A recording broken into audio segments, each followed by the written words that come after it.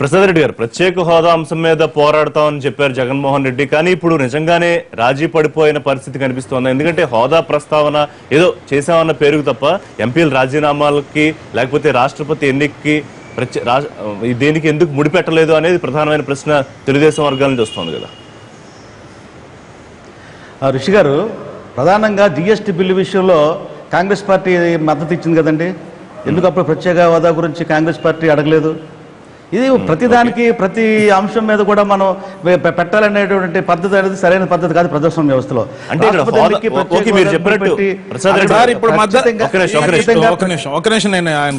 ఇప్పుడు నియోజకవర్గాల పునర్విభజన, నియోజకవర్గాల పెంపుకు అడ్డం పెడుతోంది కాంగ్రెస్ పార్టీ. ఏ విధంగా కూడా దాన్ని అమలు కానికుండా 2/3 మెజారిటీతో అయితే కానీ చట్ట సవరణ జరగదు. ఇప్పుడు మేము అడ్డం పెడుతున్నాం. జిఎస్టీ అనేది గతంలో కాంగ్రెస్ ప్రపోజ్ చేసిన బిల్లు, అప్పుడు బీజేపీ అడ్డుకుంది. వాళ్ళు తీసుకొచ్చినప్పుడు మేము దేశం మొత్తానికి ఇంప్లిమెంట్ అయ్యేదాన్ని అడ్డుకోదలుచుకోలేదు. ప్రసాద్ రెడ్డి గారు అప్పుడు కాంగ్రెస్ పార్టీ అమలు చేయాలనుకున్నదే జిఎస్టీ బిల్లు. ఆ రోజు బీజేపీ చేస్తున్నప్పుడు కాంగ్రెస్ పార్టీ ఎందుకు చేసింది కాదని అడుగుతున్నా. ఏ విషయం కాదు, డీలిమిటేషన్ మీరు పెట్టింది కదా.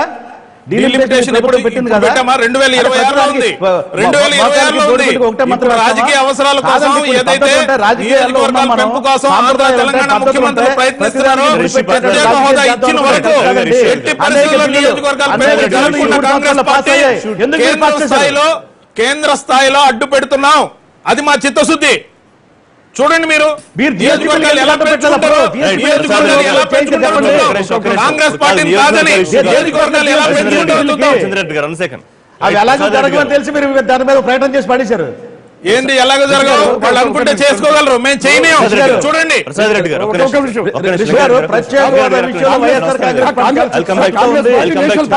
ఎంపీలు రాజీనామా చేస్తారు, రాజీనామా చేస్తారు. రాష్ట్రపతి ఎన్నికలు అనేవి చాలా ప్రతిష్టాకరమైన ఎన్నికలు. రాష్ట్రపతి ఎన్నికల్లో ఖచ్చితంగా ఒక సాంప్రదాయం ఉంది. రాష్ట్రపతి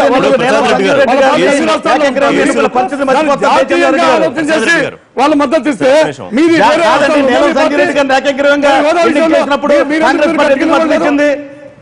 కాంగ్రెస్ పార్టీ కాదు. ఇదే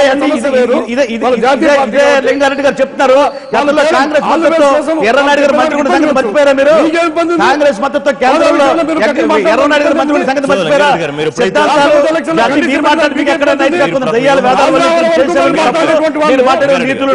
తెలుగుదేశం పార్టీ విధానం లేదు, ఒక పద్ధతి లేదు, ఒక పాడు లేదు. వాళ్ళ అవసరాలకి ఏదొస్తే అది వాళ్ళు మాట్లాడే పరిస్థితి ఇవాళ మనం చూస్తా ఉన్నాం. చంద్రబాబు నాయుడు గారు అనేక సార్లు సూత్రాలు మా వల్లెత్తిన తప్ప ఏ ఒక్కటి పార్టీ లేనటువంటి పరిస్థితి ఏదైనా పార్టీ దేశంలో ఉందంటే ఒక తెలుగుదేశం పార్టీ ప్రతి ఒక్కరికి తెలుసు. ఎన్టీ రామారావు గారు చనిపోయిన తర్వాత అనేక సార్లు ఆ పార్టీ కాంగ్రెస్ పార్టీ కలిసి కేంద్రంలో ఉన్న సంగతి మర్చిపోతే ఎలా మీరు? ఇక్కడ మీరు ప్రత్యేక హోదా గురించి కలిసి అడగలేదు. కేసు వల్ల ఈ రాష్ట్రానికి రావాల్సినటువంటి నీటి జలాల విషయంలో నాశనం చేశారు. ఈ రాష్ట్రానికి రావాల్సిన ప్రత్యేక హోదా నాశనం చేశారు, నాశనం చేశారు. మీరు ఎక్కడ మాట్లాడతారు? మీరు ఈ కేసులకు భయపడి కేంద్రం దగ్గర, పక్కన తెలంగాణ రాష్ట్రం దగ్గర, దగ్గర ఇవాళ ఈ రాష్ట్ర ప్రతిష్టాత్మక తాకట్టు పెట్టి మీరు ఇవాళ తెలుగుదేశం ప్రభుత్వం ఇక్కడ మాట్లాడిన హక్కు లేదని విషయాన్ని please listen to me. Prasad Reddy గారు, ఇప్పుడు తెలుగుదేశం పార్టీ ఒక వ్యూహంలో ఉంది అని వార్తలు వస్తున్నాయి. ఈ మొత్తం కేసుల వ్యవహారంలో జగన్మోహన్ రెడ్డి ప్రధానమంత్రికి సరెండర్ అయ్యారు. ఈ వ్యూహాన్ని ప్రజల్లోకి విస్తృతంగా తీసుకెళ్లాలి. గతంలో బీజేపీని సెక్యులర్ పార్టీ కాదు వ్యతిరేకించిన జగన్మోహన్ రెడ్డి ఇవాళ తన అవసరం కోసం, తన ప్రయోజనాల కోసం అక్కడ సాగిలపడ్డారు. ఈ అంశాన్ని ప్రజల్లోకి తీసుకెళ్లాలనేది అధికార పక్షం వ్యూహం. ఎలా ఎదుర్కొంటారు? రిషి గారు, మీరు గుర్తుందో లేదో, ఎన్నికలకు ముందు జరిగే ప్లేనరీలో వైఎస్ఆర్ కాంగ్రెస్ పార్టీ ఒక తీర్మానం చేసింది. కేంద్రంలో ఏ ప్రభుత్వ అధికారంలో ఉన్నా వైఎస్ఆర్ కాంగ్రెస్ పార్టీ గెలిస్తే మేము మంత్రివర్గంలోకి వెళ్తాం, రాష్ట్ర ప్రయోజనాల కోసం మేము వెళ్తాం. అది ఎన్డీఏ ప్రభుత్వం అవ్వచ్చు, యూపీఏ ప్రభుత్వం అవ్వచ్చు చెప్పి ఆనాడు చెప్పడం జరిగింది. ఇవాళ కొత్తగా చెప్పిన మాట కాదు ఇది. కేంద్రంతో సఖ్యతగా ఉండాలి, కేంద్రంతో అవసరమైనప్పుడు పోరాటం చేయాలి, కేంద్రానికి దశల వారికి మద్దతు ఇవ్వాలని చెప్పి ఈవేళ నిర్ణయం తీసుకున్నది కాదండి. మేము సెక్యులర్ పార్టీ అని అనుకుని పోటీ చేసిన తర్వాత కూడా మేము అదే మాట చెప్పాం. ఇవాళ కొత్తగా చెప్పిన మాట కాదు ఇది. అది గమనించకుండా ఇవాళ జగన్మోహన్ రెడ్డి గారు ఏదో మార్చారని మాట్లాడుతున్నారు. ఇవాళ ఏదైతే గతంలో వైఎస్ఆర్ కాంగ్రెస్ పార్టీ మా ప్లేనరీలో ఏదైతే విధానం తీసుకుందో ఆ విధానానికి ఈ రోజుకి కూడా కట్టుబడి ఉంది. అందుకే జగన్మోహన్ రెడ్డి గారు ఏదైనా ఉంది. అది మర్చిపోకుండా లింగారెడ్డి గారు మాట్లాడతారు. మీకు ఏమీ తెలియదు. మీకు ప్రధానమంత్రి నరేంద్ర మోడీ గారి మీద మీరు అవినీతి మరకేశారు. లాంటి అవినీతి పరుడు క్యాబినెట్ ఉంచుకోవడం వల్ల ఇవాళ నరేంద్ర మోడీ గారికి ఏమైనా దానివల్ల జరిగింది తప్ప ఇవాళ జగన్మోహన్ రెడ్డి గారు ఎవరిని ప్రభావితం చేయరు. ఇవాళ మీరు పెట్టే అక్రమ కేసులకి సోనియా గాంధీ మీరు కలిసి అక్రమ కేసులు భయపడి ఇవాళ లాలుచిపడే మనిషి జగన్మోహన్ రెడ్డి విషయాన్ని గమనించాలి. ఒక విషయం స్పష్టం చేయండి. సో ప్రధాని జగన్మోహన్ రెడ్డి కలిసిన విషయంలో జగన్మోహన్ రెడ్డి కేసుల ప్రస్తావన కానీ ఈడీ వేధింపులు కానీ ఆయనకు సంబంధించిన అవినీతి కేసులకు సంబంధించి ఏ ప్రస్తావన రాలేదా? ఖచ్చితంగా రాదండి. ఎందుకు రాదంటే జగన్మోహన్ రెడ్డి గారు ఏ రోజు కూడా కేసుల విషయం ఇప్పుడు కూడా ఎవరితో మాట్లాడుకునే పరిస్థితి లేదు. నిజంగా అదే పరిస్థితి ఉంటే ఆ రోజు సోనియా గాంధీతో మాట్లాడుకునేవాళ్ళు. కానీ ఎట్టి పరిస్థితుల్లో అటువంటి జగన్మోహన్ రెడ్డి గారు రాష్ట్ర ప్రయోజనాల కోసం ఈ రాష్ట్రంలో అవినీతిని ఈ రాష్ట్ర చంద్రబాబు గారు దోచుకుని దోపిడీని అడ్డుకట్ట వేయడానికి నరేంద్ర మోడీ గారు తీసుకెళ్లారు. ఈ వేళ ఈ రాష్ట్రంలో దోపిడీకి గురవుతుందండి. ఇసుక కేవలం ఇసుకలోనే భూగర్భ జలాలు అడుగుంటూ పోయి ఇసుక తవ్వేశారు కదా తెలుగుదేశం పార్టీ ప్రభుత్వం. ఈవేళ తెలుగుదేశం పార్టీ ప్రభుత్వం ఇసుకనే ఈవేళ భూగర్భ జలాలు అడుగుంటుపోయే విధంగా ఈ పిడుగులకి ఈ ఎండలకి కారణం దౌర్భాగ్యమైన కారణానికి ఈ మీ తెలుగుదేశం పార్టీ ఇసుక అక్రమైన భూగర్భాలు లోతు కూడా తవ్వేశారు.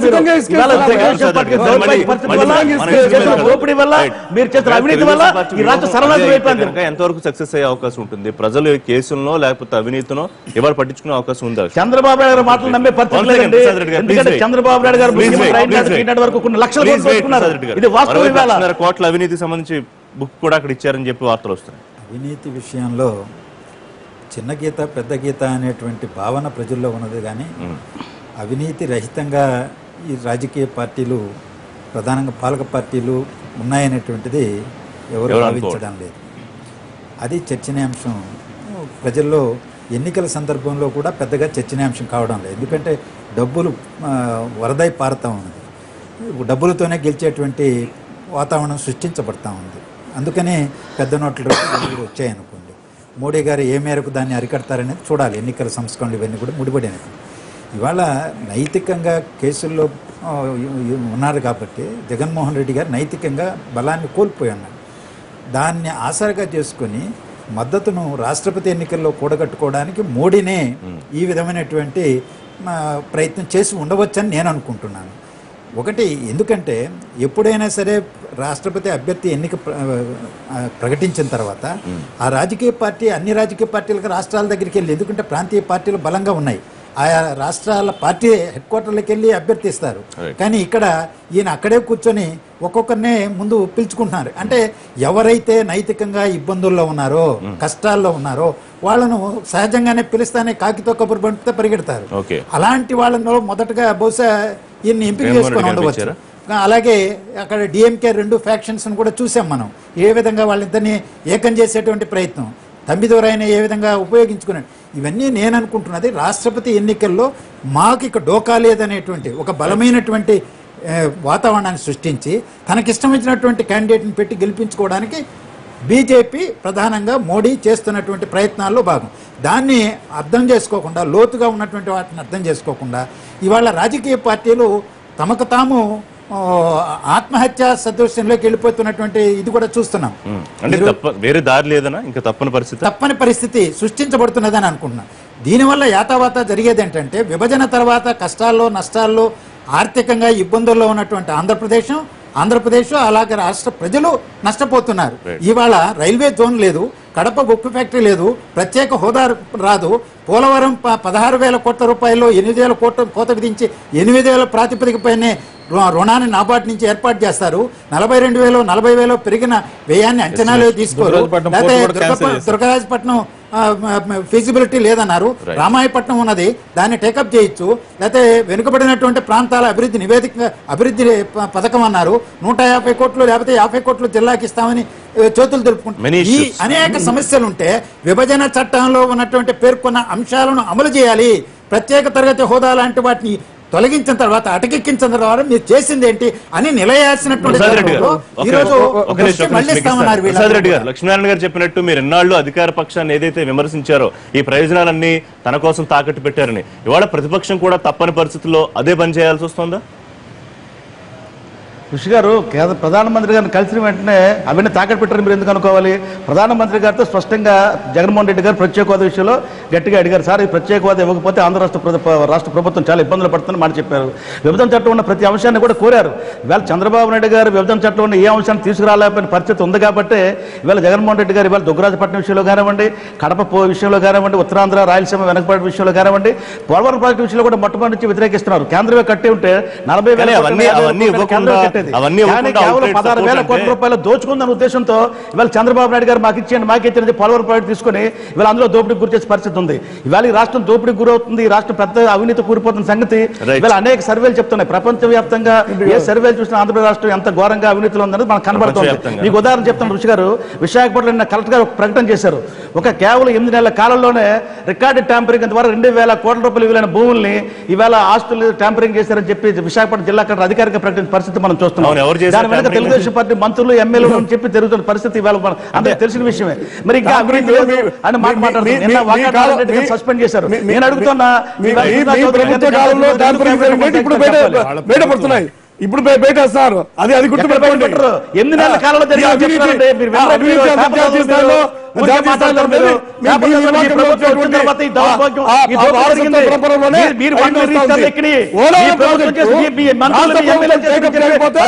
మీ పత్రికలు ఊరికే మాట్లాడతారా మీరు?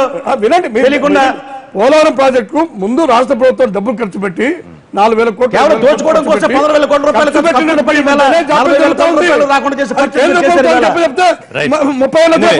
ఇలా మాట్లాడుకుంటే నిజంగా రాష్ట్రపతి కేసుల గురించి కలిసారా లేకపోతే రాష్ట్ర ప్రయోజనాల గురించి కలిసారా? పోయిన రాష్ట్రపతి ఎన్నికల్లో ప్రణబ్ ముఖర్జీ గారు ఏం మాట్లాడతారండి? కేంద్ర ప్రభుత్వం ఏమి ఆ రోజు సోనియా గాంధీ ప్రణబ్ ముఖర్జీ గారికి మీరు మద్దతు ఇవ్వలేదా? మీరు సోనియా గాంధీ తోటి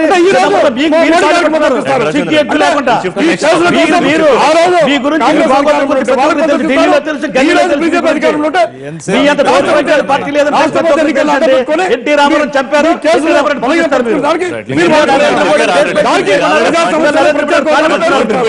నరేంద్ర మోడీ గారి అవినీతి మాట్లాడుతున్నారు మీరు. ప్రసాద్ రెడ్డి గారు ప్లీజ్ వెయిట్. ఆయన అనంతపురంలో పార్టీ కార్యకర్తలుగా ఎవరైతే రావాలనుకున్నారో ఎగ్జామ్స్ రాసిన వాళ్ళు విశ్లేషకులతో వీళ్ళతో కలిసారు. ఆ సందర్భంగా చేసిన వ్యాఖ్యలు ఏంటంటే ఆయన గతంలో చాలా మంది నువ్వు ఫుల్ టైం పాలిటీషియన్ కాదు, పార్ట్ టైం పాలిటీషియన్, సినిమాలు చేస్తావు, వస్తావు, నటిస్తావు, కాసేపు వెళ్ళిపోతావు అంటే ఆయన స్పందించారు. అసలు ఎవరు ఫుల్ టైం పాలిటీషియన్ ఉన్నారు? రాజకీయాల్లోకి వచ్చి 1,000 కోట్లు సంపాదించుకుంటున్నారు, వెళ్ళి వ్యాపారాలు చేసుకుంటున్నారు. నేను ప్రజా సమస్యల కోసం అవసరమైతే వచ్చేస్తాను, సినిమాలు వదిలేసి అన్నారు. ఎట్లా చూస్తున్నారు కామెంట్? ప్రశ్నిస్తాను అని పుట్టిన పార్టీ జనసేన. రాష్ట్రంలో జరుగుతున్న ఏ విషయాల మీద ప్రశ్నించకుండా ఎందుకు మౌనంగా ఉన్నారో మాకైతే అర్థం కాని విషయం. పవన్ కళ్యాణ్ గారు మామూలుగా అప్పుడప్పుడు వచ్చి ఈ విధంగా పార్ట్ టైం పొలిటీషియన్ గా ఉంటే రాజకీయాలు చేయలేరేమో అని మా సందేహం. ముఖ్యంగా నేను ఒక మాట చెప్తున్నాను సార్.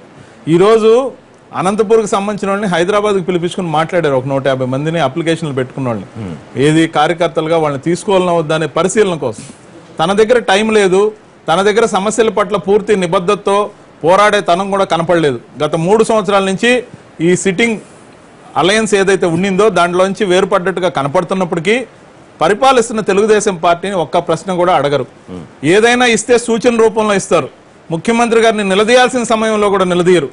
ఏదైనా ప్రభుత్వం వైపు నుంచి దానికి ఏదైనా రాయితీయో ఏదన్నా మద్దతో లేదా ఏదన్నా బోనసో లేకపోతే ఇలాంటి ప్రకటించబోయే ముందు పవన్ కళ్యాణ్ గారు వ్యూహాత్మకంగా అక్కడికి వచ్చి ఒక అపీరెన్స్ ఇవ్వడం, దాన్ని ఆయన చెప్తేనే అమలు చేసినట్టుగా తెలుగుదేశం పార్టీ ఇచ్చే కలర్ చూస్తే ఇప్పటికే జనంలో చాలా మందికి జనసేన అంటే దేశం 2 అని చెప్పి పూర్తిగా ప్రజల్లో సోషల్ మీడియా ద్వారా సర్క్యులేట్ అవుతానే ఉంది.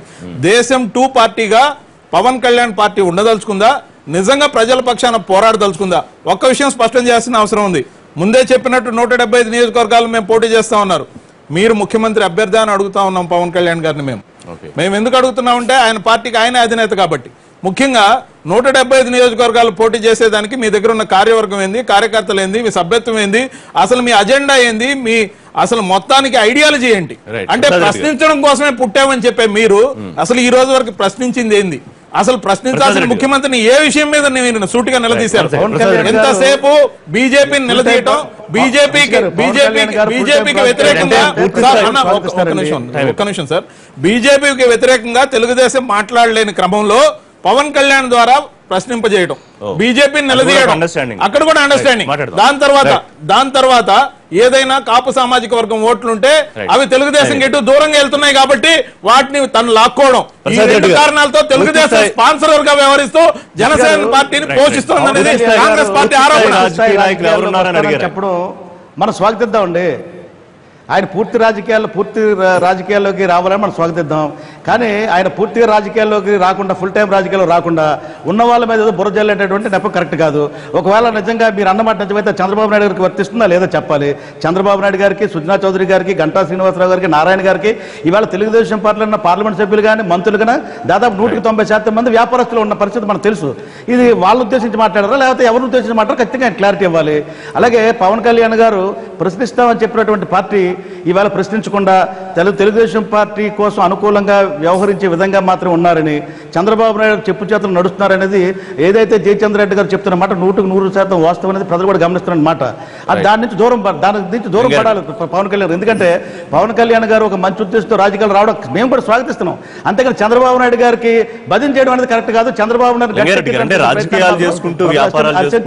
చంద్రబాబు నాయుడు గారి రాష్ట్రంలో చూసుకున్న దోపిడీ ప్రపంచవ్యాప్తంగా నెట్లో నెటిజన్స్లో కూడా బ్రహ్మాండంగా కూడా ఇంకా చంద్రబాబు గారిని పవన్ కళ్యాణ్ దానికి చంద్రబాబు నాయుడు కూడా పవన్ కళ్యాణ్ బాగుంది వాస్తవాన్ని ప్రజలు గమనిస్తారనేది పవన్ కళ్యాణ్ గుర్తించాలి. ఇప్పుడు వారు చెప్తున్నారు తెలుగుదేశం టు పవన్ కళ్యాణ్ అని చెప్పి.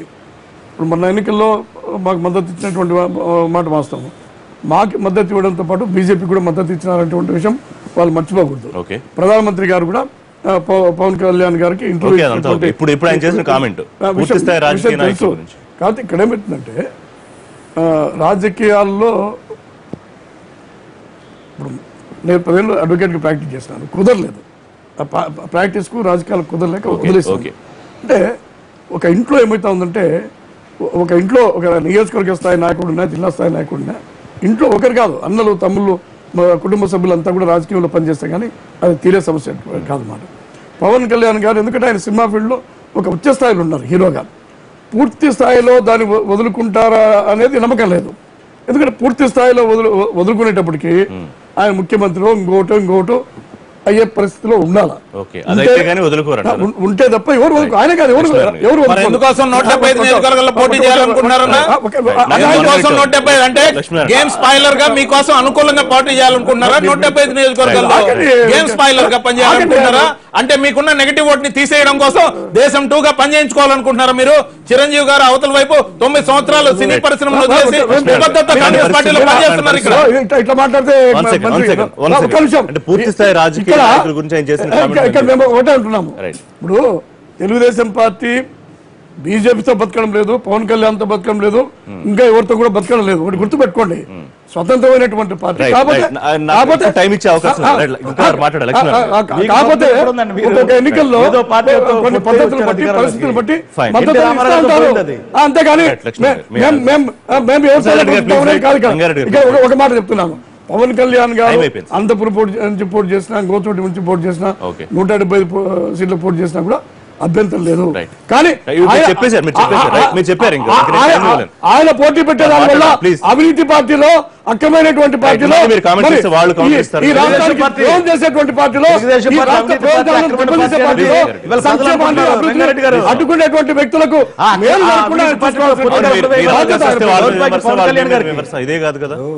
రాజకీయాలు పవన్ కళ్యాణ్ గారికి ఈవేళ పవన్ కళ్యాణ్ గారి మీద విశ్వాసం పోయింది వాళ్ళ ప్రజల్లో. ప్రసాద్ రెడ్డి గారు ప్లీజ్ వెయిట్.